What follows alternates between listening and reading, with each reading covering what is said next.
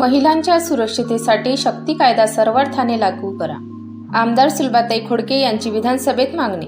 मागील 20 वर्षात राज्याच्या विधिमंडळाने महिला सक्षमीकरणासाठी अनेक योजना, अभियान व उपक्रम राबविले.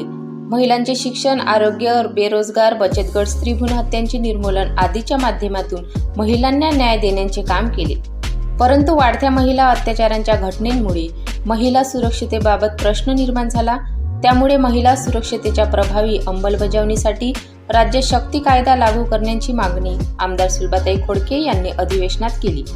राज्य विधिमंडळाच्या अर्थसंकल्पीय अधिवेशनात जागतिक महिला दिनाच्या निमित्ताने बोलताना आमदार सुलभाताई खोडके यांनी महिला सुरक्षा, आरोग्य, बेरोजगार तसेच सक्षमीकरणाचे मुद्दे मांडले.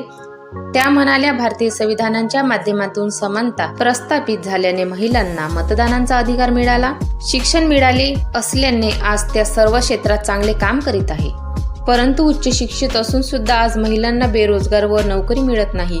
आमदार सुलभाताई खोडके यांनी सभागृहात मुख्यमंत्री देवेंद्र फडणवीस यांच्याकडे लक्ष वेधले.